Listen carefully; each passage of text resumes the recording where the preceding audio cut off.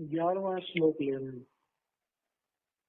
चौथे अध्याय के 11वें श्लोक में एक प्रश्न आता है, या अर्जुन के मन में एक प्रश्न है कि भगवान की भक्ति लाखों करोड़ों लोग करते हैं, लेकिन सबको फल अलग अलग किस्म से मिलता है। और जो हम भक्ति करते हैं वो हमने कहीं ना कहीं भक्ति करने का तरीका या तो सुना होता है या पढ़ा होता है या कोई हमें बताता है। तो भक्ति लोग करते हैं लेकिन फल सबको अलग अलग मिलते हैं, ऐसा क्यों? तो इस प्रश्न का ये जो श्लोक है, इस प्रश्न का जवाब है कि एक जैसी भक्ति करने पर फल सबके अलग अलग क्यों होते हैं, उसका ये जवाब है। ये यथा माम प्रपद्यन्ते ताम तथैव भजाम्यहम् मम वर्तम अनुवर्तन्ते मनुष्याः पार्थ सर्वशः। भगवान अर्जुन को कह रहे हैं कि अर्जुन, ये यथा माम प्रपद्यन्ते, कह रहे हैं संसार में अनगिनत लोग।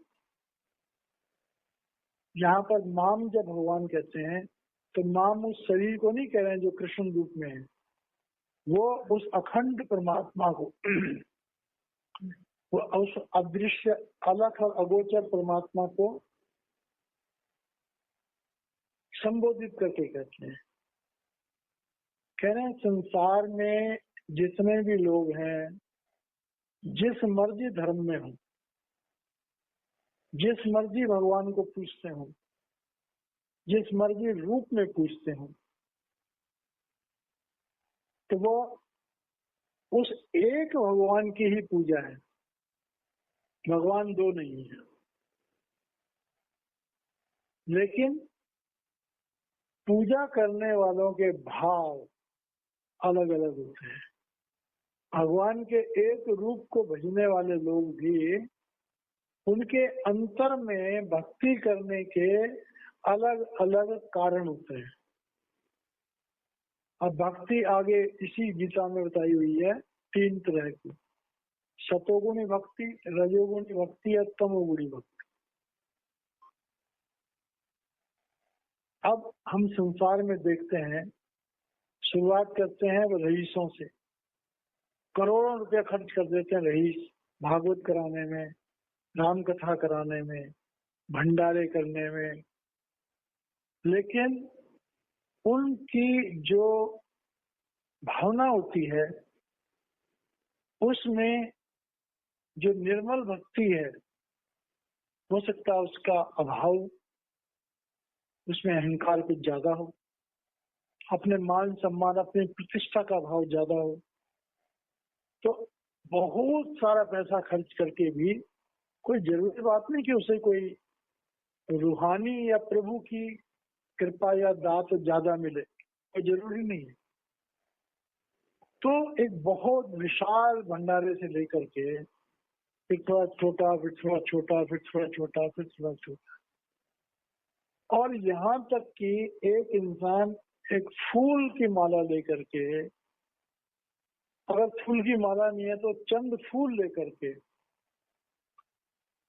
अगर उस पर फूल का भी जुगाड़ नहीं है तो कई पत्र लेकर के, जैसे बेल पत्र और भी चीजें चढ़ाई जाती हैं, अगर उसके पास कुछ भी नहीं है तो 2 आचमन पानी से ही। जो आदमी 2 आचमन पानी से भगवान की पूजा कर रहा है, हो सकता है उसका भाव इतना गहरा हो कि जिसने लाखों खर्च किए उससे ज्यादा उसका फल मिल जाए।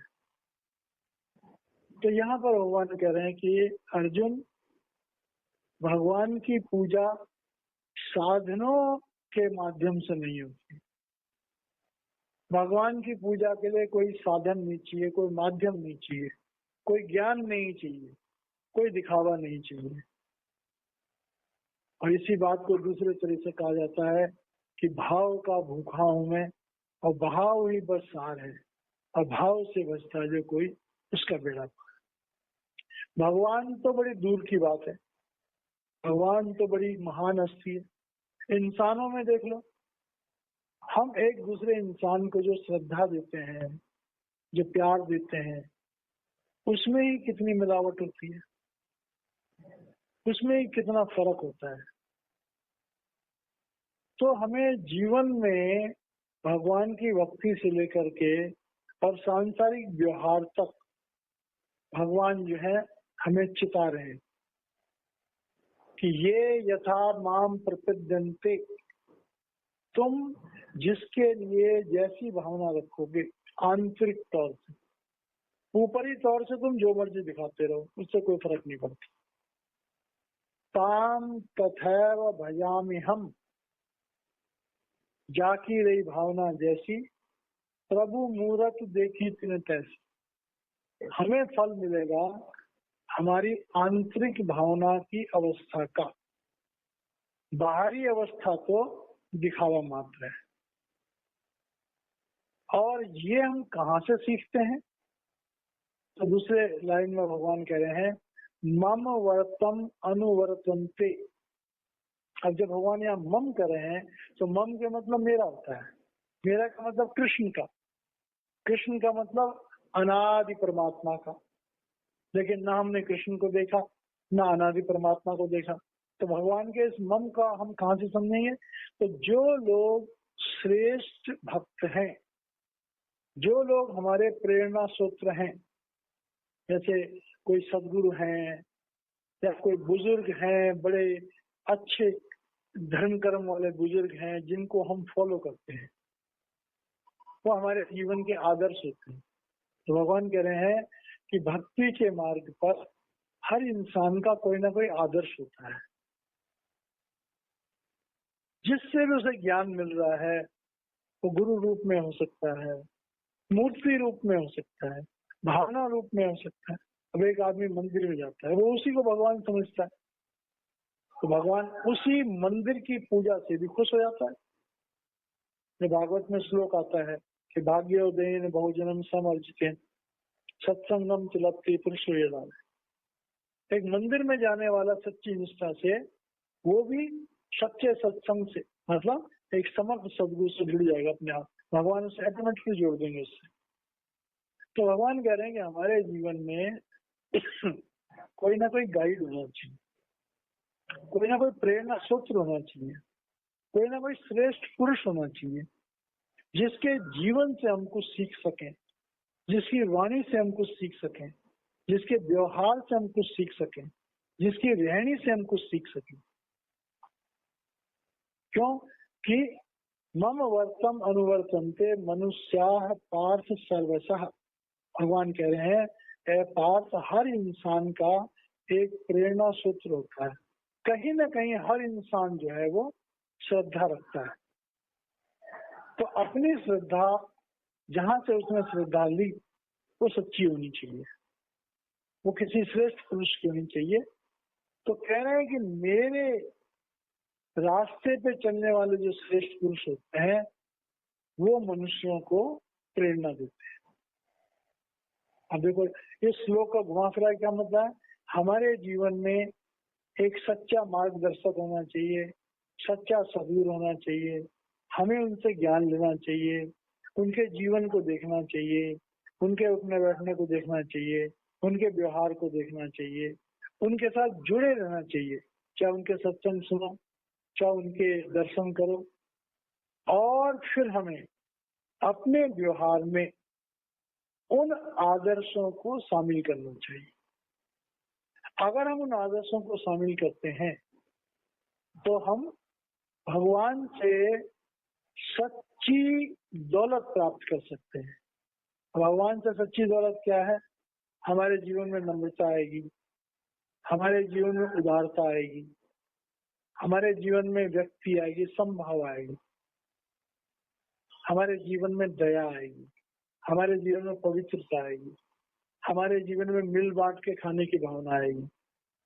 तो भगवान कह रहे हैं अर्जुन को, हे अर्जुन, एक इनडायरेक्टली एक तो ये समझा दिया कि जो जैसी भक्ति करता, इनडायरेक्टली क्या बताया भगवान ने, अर्जुन तुझे एक श्रेष्ठ साथ मिला हुआ है।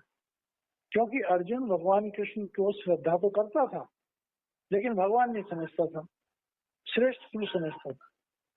तो भगवान कह रहे हैं कि भाई मैं जो तुझे समझा रहा हूं उसको फॉलो कर। इनडायरेक्टली जो भगवान उसे कह रहे हैं।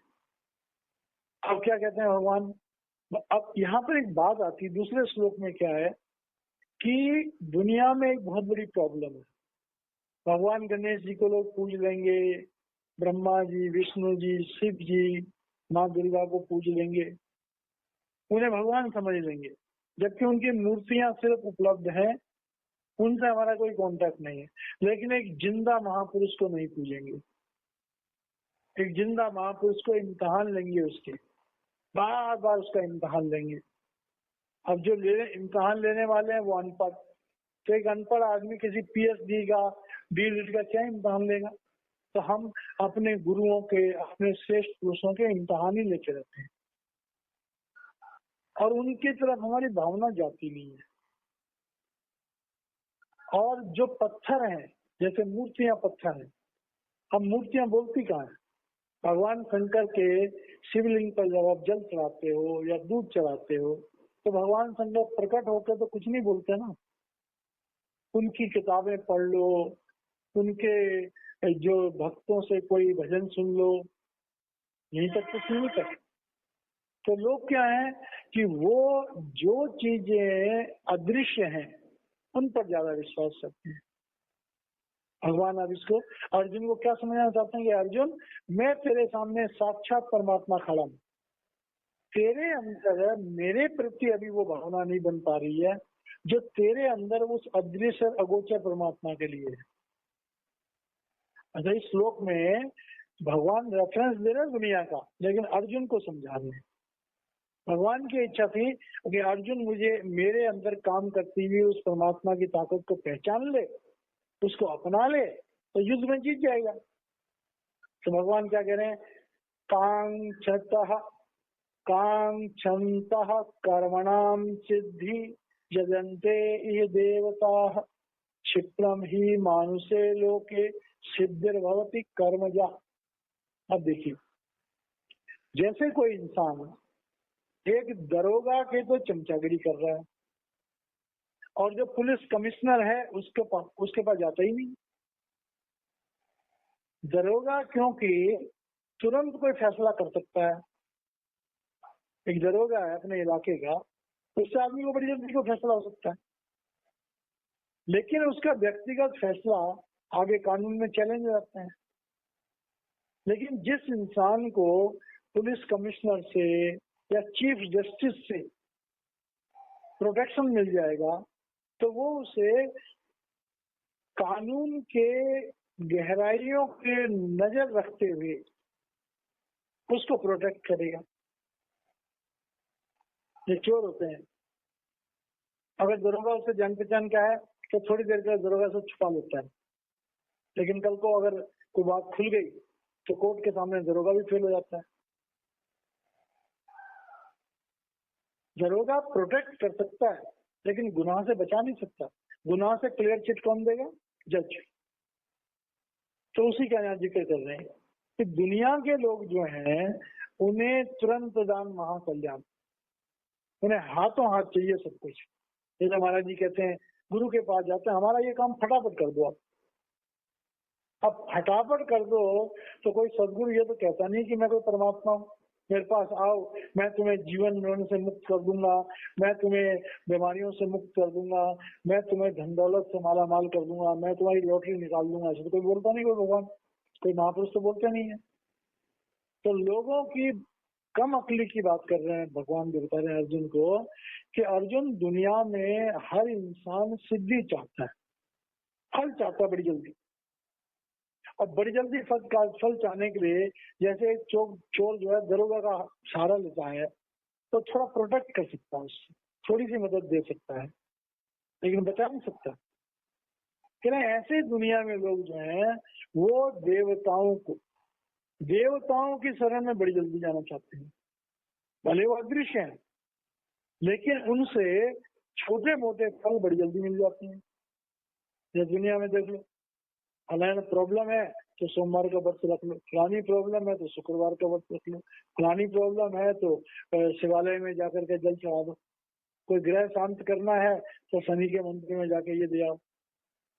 तो भगवान कह रहे हैं कि ये जो छोटे मोटे इलाज जो देवी देवताओं के चक्कर में पड़ करके और इन अदृश्य शक्तियों के बारे में जिन्हें न देखा है न कुछ किया है, वो शक्तियां कुछ भी कर्मों के विधान में फंसी हुई है।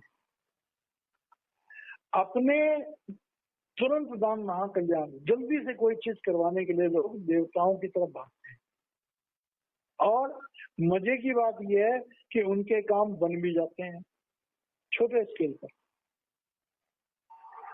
तो कह रहे हैं ये मतलब, क्या कहने का मतलब है कि इंसान उस परम पिता परमेश्वर से जुड़ने में काफी देर लगाता है, उसके प्रति भावना होने में बड़ी देर लगती है। जबकि मूर्ति पूजा में, मंदिर जाने में, हमारे जन्म जन्मों के संस्कारों में हमें सिखाया गया है कि ये जो अपरा विद्या, कि अब यहाँ परा और अपरा विद्या का कंपैरिजन है, भगवान इसमें परा और अपरा विद्या का कंपैरिजन कर रहे हैं कि संसार के लोग जो हैं वो अपरा विद्या में उलझे हुए हैं, देवी देवताओं में उलझे हुए हैं, नॉर्मल शक्तियों में उलझे हुए हैं, तांत्रिक विद्याओं में उलझे हुए हैं, तंत्र मंत्र में उलझे हुए हैं, व्रत नेम में उलझे हुए हैं। इनसे कुछ ना कुछ फायदा जरूर होता है, इसमें कोई शक नहीं है, लेकिन वो फायदा बड़ा टेम्परेरी है। तो फायदा इतना ही है जैसे किसी चोर को इमीडिएटली है किसी पुलिस वाले ने थोड़ी देर के लिए बचा दिया, लेकिन जब कभी भी गवाही खुलेगी तो जज के सामने से पेश होना पड़ेगा और उसे सजा मिलेगी। तो भगवान क्या है, अर्जुन के भाव को, क्योंकि अर्जुन देवलोक तक जा चुका है, अर्जुन ब्रह्मास्त्र ब्रह्मा जी से प्राप्त कर चुका है, अर्जुन की निगाह में ब्रह्मा विष्णु महेश जो है वो बहुत बड़ी ताकत रखते हैं। अभी भगवान कृष्ण के शारीरिक रूप में कृष्ण के सामने खड़े हैं, लेकिन उसकी आसक्ति, उसकी भावना में ब्रह्मा जी अभी भी पावरफुल है।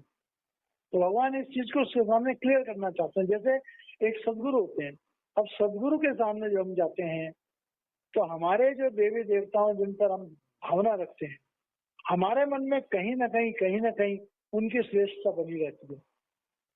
तो किसी सदगुरु के पास जब हम जाते हैं तो ठीक है, महाराज जी क्या कहते हैं रामदान देते समय, हमें देवी देवताओं की इज्जत करनी चाहिए, उन्हें किसी खास कारण से बनाया गया, लेकिन हमें उनसे कुछ मांगना नहीं चाहिए। क्यों? वो खुद भी कर्मों के विधान में फंसे हुए। देवी देवता जो हमें देंगे, हमें उनके कर्जे को चुकाना पड़ेगा।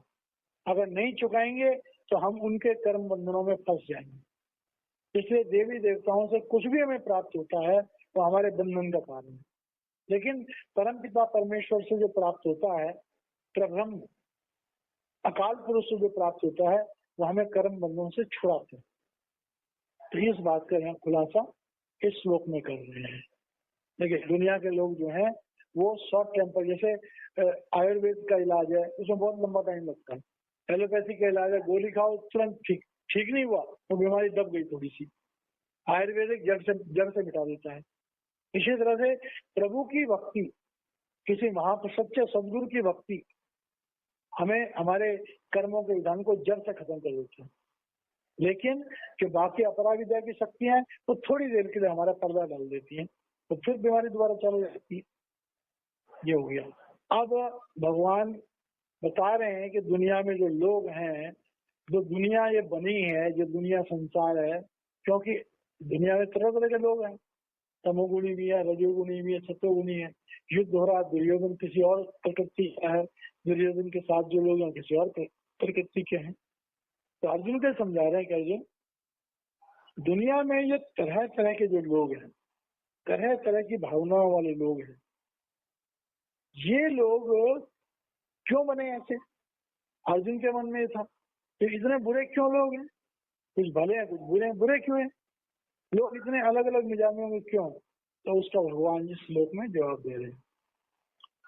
चातुर्वर्ण्यम मया सृष्टम गुण कर्म विभाग सह तस्य कर्तारम अपि माम विद्धि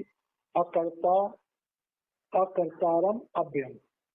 भगवान क्या कह रहे हैं कि ये सृष्टि जब बनी तो सृष्टि बनते समय उस परमात्मा की ममे वांछो जीव लोके जीव भूतम सनातनम, भगवान अर्जुन इसमें गीता में ही उसका है। भगवान क्या कहते हैं, मम एव अंश, मेरे ही अंश, जीव लोक और जीव भूतम, समस्त ब्रह्मांडों में समस्त जीवों में मेरे ही अंश काम कर रहे हैं।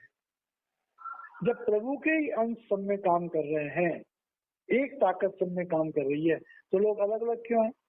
भगवान कर्मों के विधान को समझा रहे हैं। इस एक श्लोक में 1 घंटे का सत्य है। भगवान समझा रहे हैं कि भाई ये सृष्टि बनी तो सृष्टि की शुरुआत में सब एक जैसे थे, लेकिन प्रकृति के नियमों के मुताबिक जो काल सत्ता है उसने कर्मों का विधान बनाया। जब कर्मों का विधान बना तो जो आत्माएं थी, कोई किसी कर्म की तरफ तो सतोगुण, रजोगुण और तमोगुण, कोई किसी की तरफ अट्रैक्ट हो गई, कोई किसी की तरफ अट्रैक्ट हो गई, किसी की तरफ अट्रैक्ट। ब्रह्मा विष्णु महेश 3 गुणी तो हैं। ब्रह्मा जी रजोगुण है, विष्णु सतोगुण है, शिव तमोगुण है, ऐसा कहा जाता है। तो जब त्रिगुण ब्रह्म में आकर, प्रब्रह्म में सब आत्माएं निर्गुण अवस्था में थी। ब्रह्म में आए तो ब्रह्म में 3 डिपार्टमेंट बने।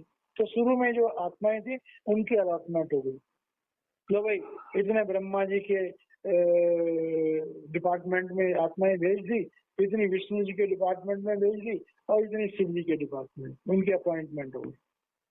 अब जब अपॉइंटमेंट हो गई तो कर्मों का विधान बना। कर्मों का विधान बना तो 75% फ्री, 75% तो हमारे फिक्स कर्म, और 25%। अब यहाँ पे एक सवाल पैदा होता है कि शुरू में कर्म कहाँ से आए? एक सवाल पैदा हो सकता है, तो शुरू में कर्म कहाँ से आए? तो शुरू में 75% सत्वगुणी कर्म थे। ये बहुत समझने वाली बात है, शायद ही किसी किताब में ये बात मिलेगी। जब ब्रह्म में आत्माएं जब ब्रह्म में आत्माएं 3 डिपार्टमेंटों में हुई तो तीनों डिपार्टमेंटों में जो आत्माएं थी उनकी 75% सतोगुणी थी। इसीलिए जो राक्षस थे, जो तमोगुणी थे, वो भी ब्रह्म लोक तक चले जाते थे अपनी तपस्या से। रजोगुणी भी चले जाते थे, मतलब बड़े बड़े दुष्ट तमोगुणी वाले भी ब्रह्मलोक से चले जाते थे, बड़े राजा महाराजा भी ब्रह्मलोक से चले जाते थे, ऋषि मुनि भी ब्रह्मलोक से चले जाते थे। तो क्योंकि शुरू में कर्मों के विधान में सबके पास सतोगुणी ताकत बहुत ज्यादा थी, तो ब्रह्मलोक में जो आत्माएं थी वो आत्माएं जो है, वो जो सतोगुणी आत्माएं जब 75% सतोगुणी थी, तो बहुत सारी आत्माएं जोर पकड़ करके ब्रह्म को लांग के परब्रह्म में जाने लग गई। काल को बड़ा परेशानी खड़ी हो गई कि अगर इनको रोका नहीं गया ये तो वापस जाएंगे। तो फिर उसने भगवान से प्रार्थना करी, अंड का देश बना। अंड के देश में माया को बढ़ा दिया, मतलब तमोगुण को बढ़ा दिया, रजोगुण को बढ़ा दिया, सतोगुण को थोड़ा कम कर दिया, उनका रेशो। तो अंड के देश में आकर के आत्माएं थोड़ी कमजोर हो गई। फिर भी अंड के देश में आकर के भी आत्मा में कुछ आत्माएं जोर मारने लगी जाने के लिए। तब जो है काल ने भगवान से प्रार्थना करी और ये पिंड का देश बनाने की परमिशन ली। तो पिंड के देश में जो है सतोगुण शून्य अवस्था में, मतलब सुप्त अवस्था में, रजोगुण प्रकट अवस्था में है, और तमोगुण विशाल विराल अवस्था में। आज देख लो, मार काट लूट पाट पूरे संसार में मैं समझ लो कि करीब मैं समझता हूँ 50% लोग ऐसे होंगे जो तीनों गुणों में लूटपाट कर रहे हैं। धर्माचार्य भी लूटपाट कर रहे हैं, राजा महाराजा भी लूटपाट कर रहे हैं, और लुटेरे भी लूटपाट कर रहे हैं। तीनों के दोनों लूटपाट कर रहे हैं। ये कलयुग का प्रभाव है। क्यों कि तमोगुण और रजोगुण प्रधान है।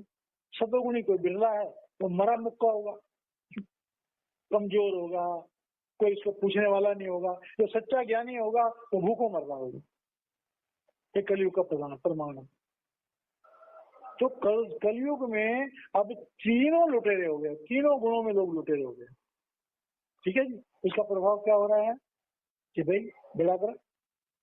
तो अब ये भगवान, क्योंकि भगवान द्वापर युग में आए, तो द्वापर युग में काफी आत्माएं कमजोर हो चुकी थी। तो यहाँ पर कह रहे हैं चातुर्वर्ण्य मया सृष्टम।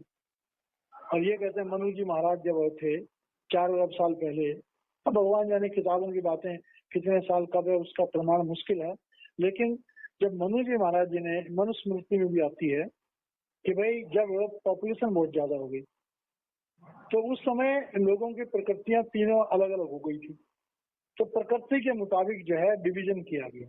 मतलब जो लोग सतोगुणी थे, ज्ञान ध्यान वाले थे, उनकी क्लास अलग बना दी, चलो भाई तुम्हारा अलग मोहल्ला बना देते हैं। तो वो क्या हो गए? पंडित, ब्राह्मण।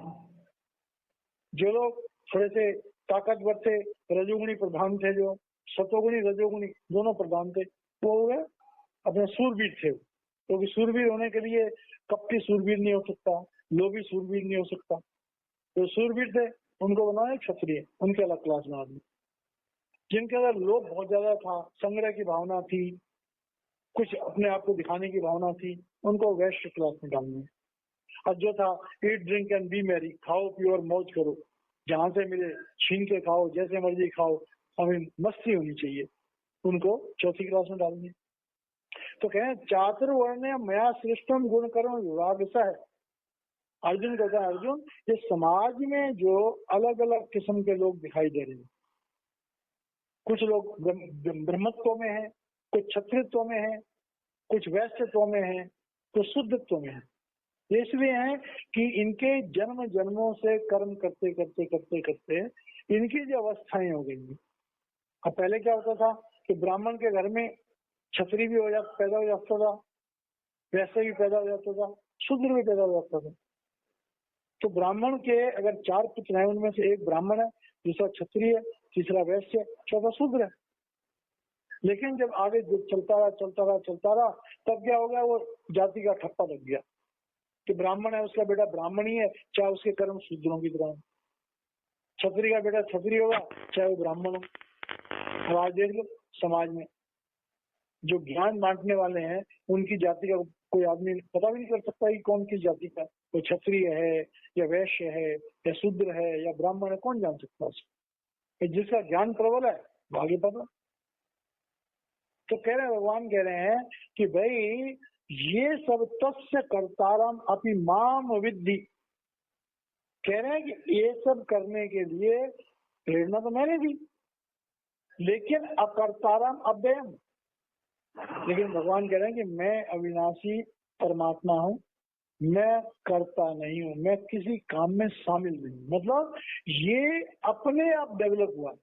अब यहाँ पर एक सवाल पैदा होता है, भगवान कभी किसी का बुरा नहीं करते, हमारे कर्मों के फल के मुताबिक ही हमारे साथ अच्छा बुरा होता है।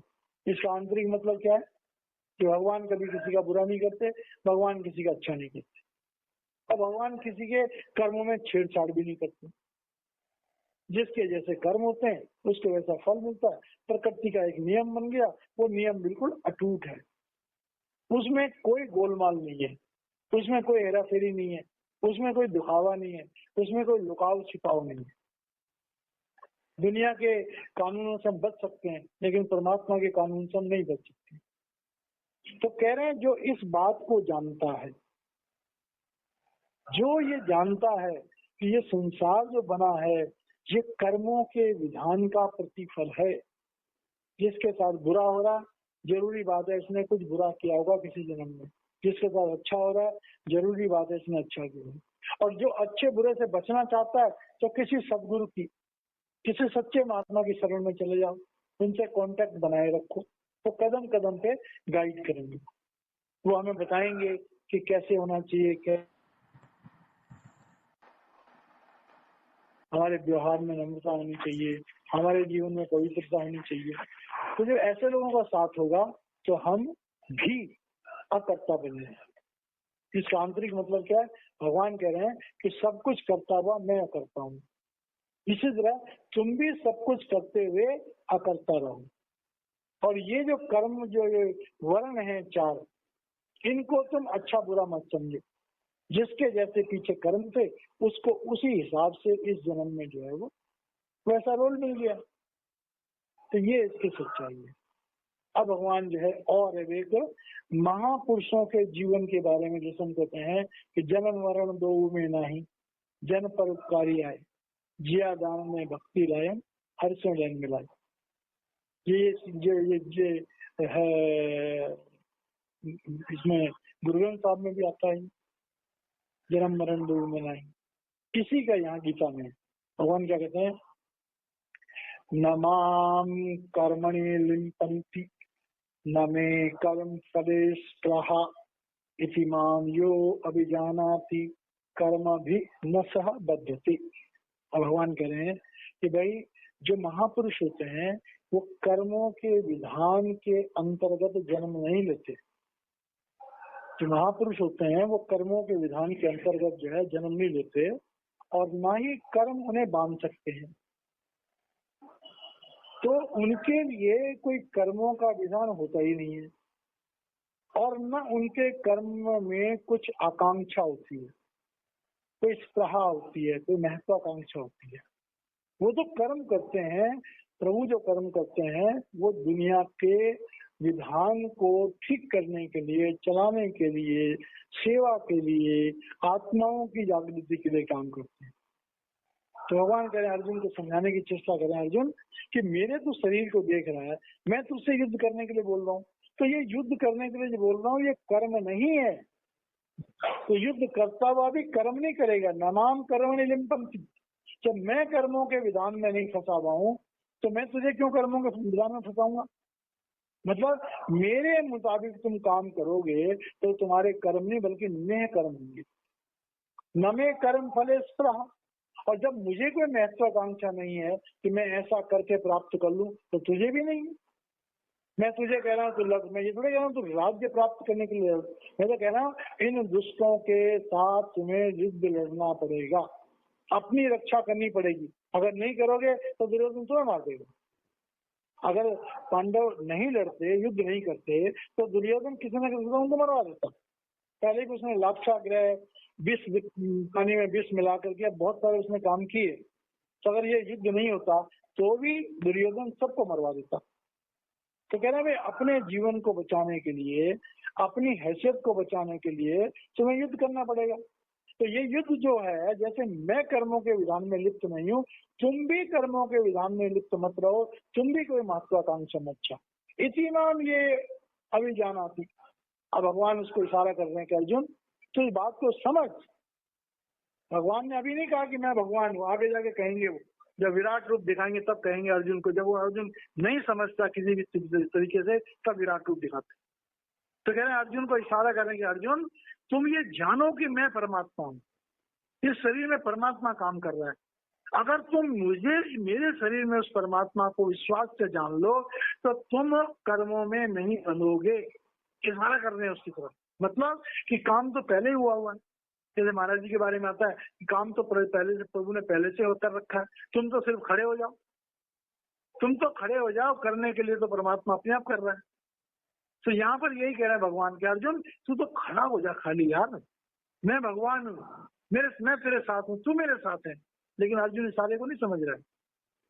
इसलिए भगवान ने कहा इसी मान यो अभी जानाति, मेरे इस रहस्य को जो जानता है कर्म भी न सबद्ध थे, वो कर्मों के विधान में कभी नहीं बन सकता।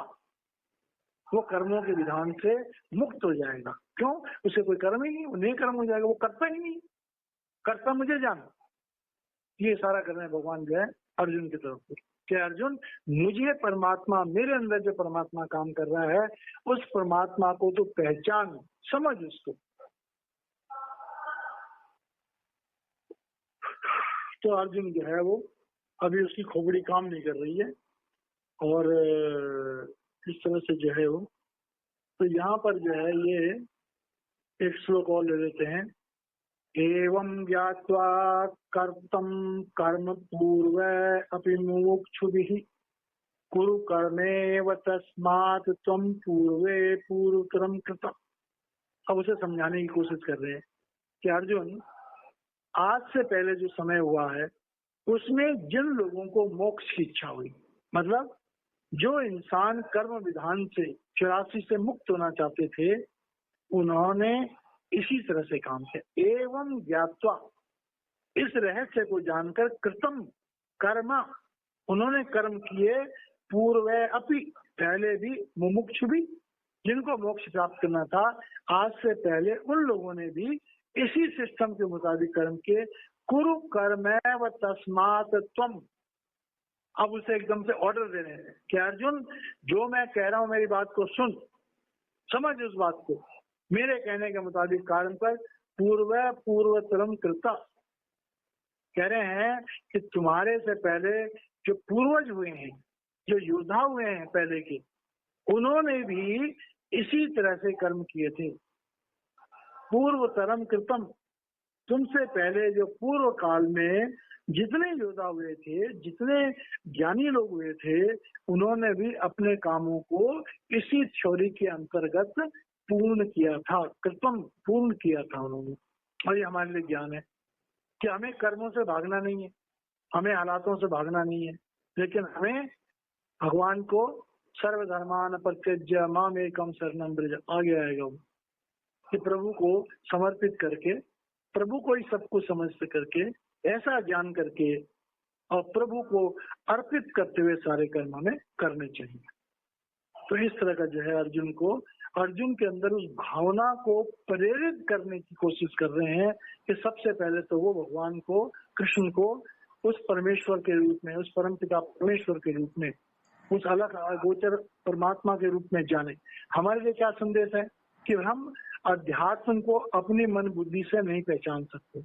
जब तक हम अपने गुरु के एक तरह से कहते हैं कि हम उसके गुलाम नहीं बन जाएंगे। गुलाम का मतलब श्रद्धा से गुलाम बन जाएंगे इसके, दुनियावी गुलाम नहीं, श्रद्धा से गुलाम। श्रद्धा से गुलाम करने का मतलब गुरु के वचनों पर पालन करना, गुरु के वचनों को पालन करने वाला ही असली गुलाम। कृपाल सिंह महाराज जी कहा करते गुलाम